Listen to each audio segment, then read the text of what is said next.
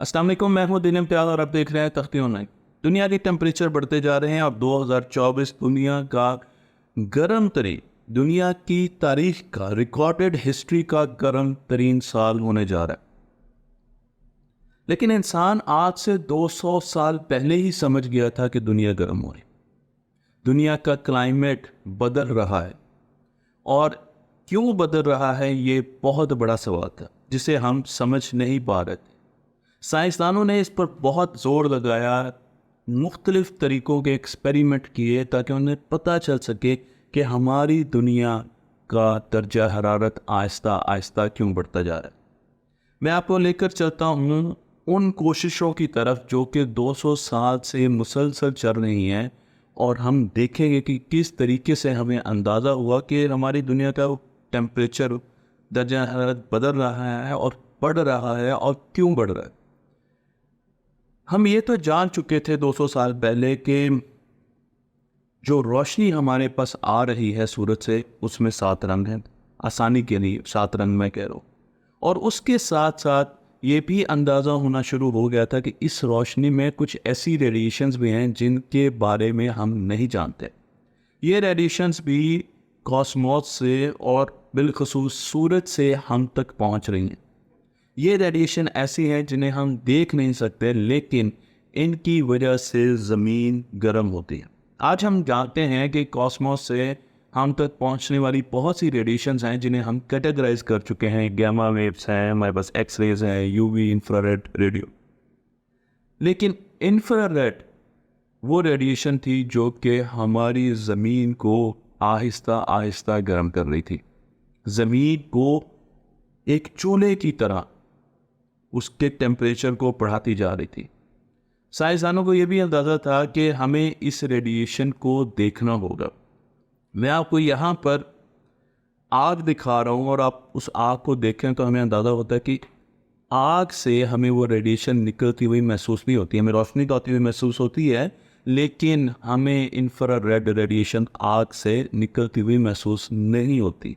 लेकिन इसी आग को अगर हम इंफ्रारेड कैमरे में देखें, इंफ्रारेड स्पेक्ट्रम में देखें, तो हमें गर्मी की हिद्दत का एहसास होगा कि उसकी इंटेंसिटी कहाँ पर ज़्यादा है और कहाँ पर कम है। अगर आप सूरज से आने वाली हिद्दत को देखें, सूरज से आने वाली रेडिएशंस को देखें, तो आपको नज़र आएगा, और इसी तरीके से आप आग से आने वाली रेडिएशंस को देखें तो आपको नज़र आएगा कि एक बहुत बड़ा हिस्सा इंफ्रारेड रीजन में पाया जाता है। तो हमें ये अंदाज़ा अब हो चुका है कि इंफ्रारेड रेडिएशंस हमारी ज़मीन को गर्म करती हैं। लेकिन ये चीज़ सबसे पहले हमें एक साइंसदान ने बताई, जो कि बहुत ही मशहूर साइंसदान है, फ्रेंच साइंटिस्ट हैं। इनका नाम है जोसेफ फोरियर। फोरियर ट्रांसफॉर्म आपने पढ़ी होगी, मैथमेटिशियंस उसको बहुत अच्छे तरीके से जानते हैं। और अगर इंजीनियरिंग की बात की जाए तो इंजीनियरिंग फोरियर ट्रांसफॉर्म के बगैर पूरी नहीं हो सकती, क्योंकि फ्रीक्वेंसी स्पेक्ट्रम में अगर हमने चीज़ों को एनालाइज करना है तो हमें फोरियर ट्रांसफॉर्म की ज़रूरत पड़ती है। Fourier, Joseph Fourier Napoleon Bonaparte के एडवाइज़र थे, और वो ये सोचते रहते थे कि हमारी ज़मीन क्यों गर्म हो रही है। उनका ये कहना था कि अगर हमारी ज़मीन सूरज से आने वाली सारी रेडिएशंस को अब्जॉर्ब करना शुरू कर दे तो ये बहुत ज़्यादा गर्म हो जाए, और कोई ऐसा मैकेनिज़्म हो कि वो तमाम आने वाली रेडिएशन को रिफ्लेक्ट कर दे खला में, तो फिर ज़मीन ठंडी होना शुरू हो जाएगी। और उनकी बात बिल्कुल ठीक थी। ये नतीजा उन्होंने अपने एक एक्सपेरिमेंट से, अपने एक तजर्बे से अख़ज़ किया था, जिसका ऑपरेटर्स मैं आपको यहाँ पर तस्वीर में दिखा रहा हूँ। तो बिल्कुल एक जूते के डब्बे की तरह का एक डब्बा है जिसकी 3 साइड्स लकड़ी की बनी हुई हैं, और सामने एक शीशा लगा हुआ है, ग्लास लगा हुआ है। उसके ऊपर छोटा सा सुराख है जिसके ज़रिए हम एक थर्मोमीटर उसके अंदर डाल सकते हैं। जब थर्मोमीटर बाहर होता है तो वो रूम टेम्परेचर देता है, लेकिन जब थर्मोमीटर को डब्बे के अंदर इंसर्ट किया जाता है तो आहिस्ता आहिस्ता थर्मोमीटर पर टेम्परेचर बढ़ना शुरू हो जाता है। ये फोरियर के लिए बहुत हैरानकुन बात है। उन्होंने फिर थर्मोमीटर को बाहर निकाला तो वो फिर आहिस्ता आहिस्ता टेम्परेचर नीचे आया रूम टेम्परेचर पर, और फिर जैसे ही डब्बे के अंदर थर्मोमीटर रखा गया तो उसका टेम्परेचर बढ़ना शुरू हो गया। अब फोरियर को एहसास होना शुरू हो गया कि थर्मोमीटर सूरज से आने वाली गर्मी को ट्रैप कर रहा है, उसको एब्जॉर्ब कर रहा है। और वो क्यों एब्जॉर्ब कर रहा है? क्योंकि इस डब्बे के अंदर वो गर्मी एब्जॉर्ब हो रही है। लेकिन ऐसा है क्यों? इस पर एक सोच तो उनके ज़हन में ये आई कि सूरज से जो रोशनी आती है वो इस डब्बे में किसी तरीके से ट्रैप हो रही है। अब वो रोशनी किस चीज़ में ट्रैप हो रही है, उसका सिर्फ एक ही जवाब है, वो है हवा पे। हवा उस रोशनी की हिद्दत को कैसे कर रहा है? ये बहुत अहम सवाल था जिसका जवाब बाद में आने वाले एक साइंसदान ने दिया। लेकिन अगर हम अपनी ज़मीन की हिद्दत को देखें, गर्मी को देखें, तो ज़मीन के 4 कंपोनेंट्स हैं। ज़मीन पर लैंड है, ज़मीन पर सी है, आइस है और एयर है। तो जोसेफ फोरियर ने 1824 में पहली मरतबा हमें यह बताया कि जो हमारी एटमॉस्फेयर है, जो एयर है, वो गर्मी को एब्जॉर्ब करती है, सूरज की गर्मी को एब्जॉर्ब करती है। अब और ज़्यादा ज़रूरत थी इस पर तहकीक करने की कि आखिर कैसे कैसे वो इस गर्मी को एब्जॉर्ब कर लेती है, अपने अंदर रख लेती है, ट्रैप कर लेती है। और इसका जवाब हमें 40 साल बाद एक और साइंसदान ने दिया जिनका नाम है जॉन टेनल। आयरिश फिजिसिस्ट हैं और इन्होंने हमें बताया कि एयर ख़ास किस्म की गैस एनर्जी को या गर्मी को ट्रैप करती है। इन्होंने अपनी एक बहुत मशहूर शोरा आफाक टॉक, जो कि इन्होंने लंदन रॉयल इंस्टीट्यूट में दी, जो कि आज जिस तरीके से टेड टॉक काम करता है बिल्कुल वैसे ही काम करता है, जहाँ पर बहुत जो अच्छे साइंसदान हैं जिन्होंने तजर्बात किए होते हैं वो आके लोगों को अपनी रिसर्च के बारे में बताते हैं। उस टॉक के दौरान एक अपरेटस से ये पूरा एक्सपेरिमेंट करके दिखाया। आज भी ये अपरेटस रॉयल इंस्टीट्यूट में महफूज है। मैं आपको यहाँ पर ये अपरेटस दिखा रहा हूँ, बड़ा सिंपल अपरेटस। आपने इसकी शक्ल से और इसकी कम्प्लेक्सिटी से परेशान नहीं होना। सिंपल तरीका है, 2 फ्लेम है एक जैसे 2 आग की फायर की सोर्सेज हैं, फ्लेम हैं, और बीच में एक आपको नजर आएगा छोटा सा 2 मुंह वाला बाजा रखा हुआ। ये जो 2 मुंह वाला बाजा है इसे थर्मोपाइल कहते हैं। इसका काम ये है कि इसको दोनों तरफ से जो गर्मी मिलती है, जो हीट मिलती है, जो टेम्परेचर आता है, अगर वो एक जैसा है तो इसके अंदर करंट प्रोड्यूस नहीं होगा। लेकिन अगर एक तरफ हीट ज़्यादा है और एक तरफ हीट कम है तो इसके अंदर करंट प्रोड्यूस होता है। इसके अंदर एक सेंसर लगा हुआ है जिसे थर्मोपाइल कहते हैं, और थर्मोपाइल हम अब लगाते हैं, उस वक्त थर्मोपाइल का एक देसी वेरिएंट था। और उसके बाद वो करंट जब जाता है तो आगे वोल्ट मीटर पर आपको वोल्टेज डिफरेंस दिखाता है। तो अगर हीट इस तरफ बहुत ज़्यादा है और इस तरफ कम है तो आपको वोल्ट मीटर पर ज़्यादा वैल्यू नज़र आएगी। अगर हीट दोनों तरफ बराबर है तो आपको वोल्ट मीटर पर कोई वैल्यू नज़र नहीं आएगी।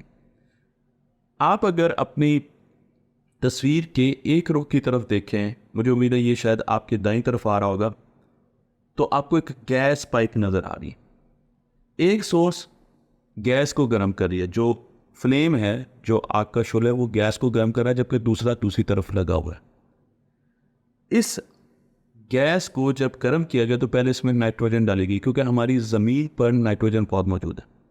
और जब नाइट्रोजन इसके अंदर गर्म की गई और उसके बाद हमने देखा कि कितना वोल्टेज डिफरेंस है इस थर्मोपाइल के गिर्द, इस बाजे के गिर्द, तो हमें हैरानी हुई कि इसके गिर्द कोई टेम्परेचर डिफरेंस नहीं आया, कोई करंट फ्लो नहीं किया। इसका मतलब यह है कि नाइट्रोजन ने हीट एब्जॉर्ब नहीं की, हीट सारी की सारी जो हमारा थर्मोपाइल था उस तक चली गई, तो हीट ट्रेवल कर गई।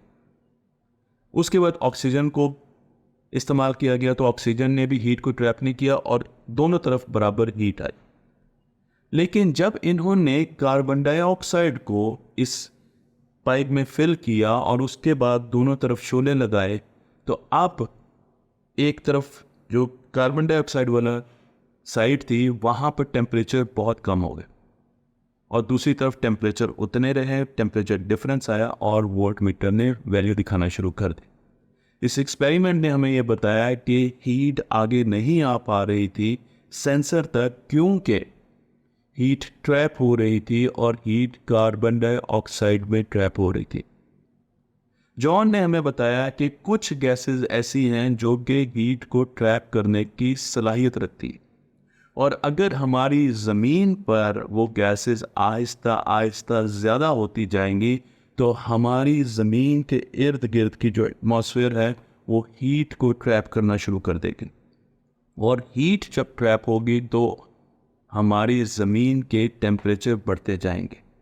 अब सवालिया निशान ये है कि कार्बन डाइऑक्साइड तो हमारी ज़मीन के एटमॉस्फेयर का बहुत छोटा हिस्सा है शुरू से, लेकिन फिर कैसे हमारी ज़मीन हीट को ट्रैप करती जा रही है? आखिर इजाफी कार्बन डाइऑक्साइड कहाँ से आ रही? मुझे पता है कि आपको भी इस जवाब का इल्म है।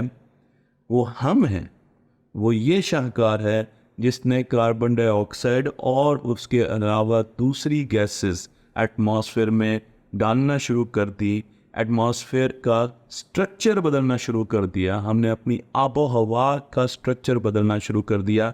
हमें ये एहसास ही नहीं था कि इस तब्दीली के एनर्जी लेने की ख्वाहिश में, इस तब्दीली के मुकाबले में जो बदलाव आएगा हमारी ज़मीन पर वो क्या होगा। और वो बदलाव ये है कि सूरज से आने वाली रोशनी हमारी ज़मीन अब बड़ी तेज़ी से अपने अंदर, यानी अपने एटमॉस्फेयर के, अपने इर्द गिर्द की हवा के अंदर ट्रैप करती जा रही है। और ये एक हिस्सा है, ये एक वजह है कि हमारी ज़मीन के टेम्परेचर आहिस्ता आहिस्ता बढ़ते जा रहे हैं। और क्यों? क्योंकि हम फॉसिल फ्यूल्स को, हम गैसेस को, हम पेट्रोल को मुसलसल जला रहे हैं और उनसे बनने वाली गैसेस को हवा में फेंक रहे हैं। मुझे उम्मीद है ये वीडियो आपको पसंद आई होगी। तफ्ते ऑनलाइन को लाइक कीजिए, शेयर कीजिए और इस इल्म को दूसरों तक पहुंचा दीजिए।